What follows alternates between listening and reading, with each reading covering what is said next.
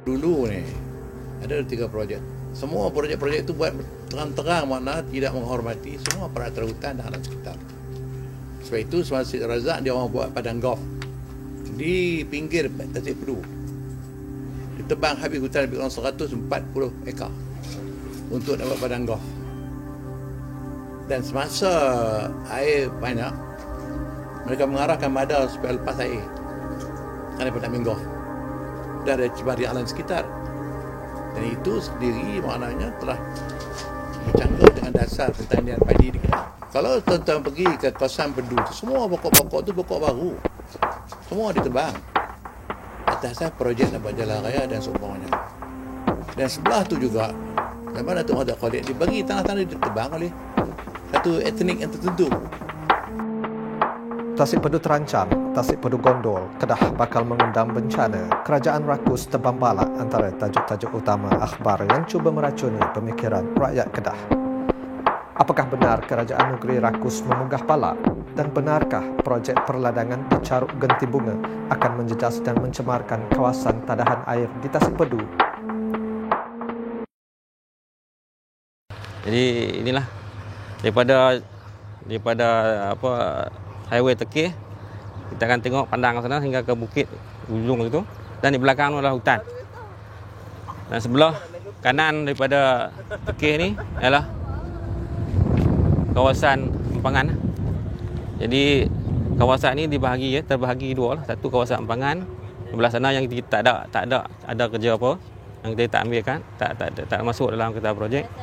Dan sebelah kiri, hanya sebelah kiri inilah yang kita buat pembangunan di sini. Jadi di sini akan ditanam segala pelbagai buah-buahan, buah-buah yang komersial seperti buah pelam, durian, rambutan dan pelbagai. Dan kawasan-kawasan yang besar tanah tinggi kita akan letakkan buah-buahan nadir.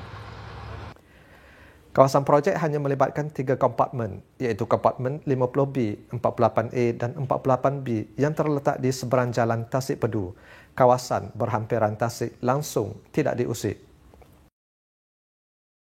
Gagasan Yang Amat Berhormat Datuk Seri Diraja Ustaz Azizan Abdul Razak merealisasikan Kedah sebagai jelapang makanan negara dengan mewujudkan ladang buah-buahan berskala besar di Caruk Genti Bunga di Mukim Pedu daerah Padan Terap seluas 885 ekar berkonsepkan agroekoturism dilakar dengan gambaran negatif oleh media perdana. Ini tapak yang telah kita mula tanam awal bulan itu. Jadi lebih kurang 10 ekar. Jadi kita hold on sebab kemarau yang panjang, dan kita akan sambung balik lah bila hujan cuaca yang sesuai. Di sini belah sana ialah kita punya nursery. Kita ada lebih kurang 7,000 pokok mempelam dan 1,000 pokok pelbagai jenis untuk kita tanaman yang akan datang. Di sini ada kolam sebagai kolam bekas ya pada nursery, dan juga kolam sebagai kolam takungan. Jadi ini aliran sungai parit di situ akan masuk ke kolam ni dan dia keluar ke situ. Jadi apa-apa endapan akan terendap di sinilah, dan air yang keluar sana akan jadi kurang keruh, tak keruh. Sebelah sini kita buat teres untuk tanaman. Yang kita nampak ni teres. Kemudian belah hujung sana kita buat platform. Jadi kita ada teres dan platform. Kedua-dua ni lah untuk menghalang juga apa kita kata hakisan. Tapi peringkat awal kita bubuh dulu pokok penutup bumi ni. Contoh macam ni. Baru mana sana. Inilah pokok penutup bumi lah. Yang akan kita tanam juga teres-teres atas. Antara penutup bumi yang kita akan tanam di kawasan projek kita lah. Jadi daripada jenis CP, CM dan PJ. Jadi ini akan menghalang hakisan air kalau bila berlaku hujan. Fasa pertama pembangunan ladang melibatkan kawasan seluas 347 ekar telah mengambil langkah-langkah pencegahan dan pengawalan berdasarkan agriculture practice dengan sistem teres, platform, penyediaan longkang, parit dan 8 buah kolam bersaiz 100 x 40 kaki dengan kedalaman 20 kaki. Juga turut dibina zon penampang dengan jarak 5 hingga 10 meter dari kawasan caruk ataupun laluan air selain tidak menebang pokok-pokok besar dan tidak membakar sisa-sisa pokok yang ditebang sebagai benteng hakisan. Kita ada bukit kan. Bukit kemudian kita akan buat teres. Jadi bila berlaku hujan lebat, air bukit tu akan turun ke atas teres. Dan di teres tu air dah terberhenti di situ. Dan di atas teres kita buat stok ban di mana ada satu tapisan lah. Kemudian daripada stok ban tu air akan turun ke kaki bukit. Kaki bukit kita akan buat satu sistem peparit. Jadi air akan masuk ke peparit dan apa hakisan apa akan terkumpul dalam sam yang kita buat tadi tu. Daripada sam tu tapis turun pula ke sungai utama ni, parit utama kan. Di parit utama ni kita ada pula satu kolam besar, kolam enampan. Kolam tadahan. Jadi tapis sekali lagi di sini. Kemudian barulah air yang keluar tu.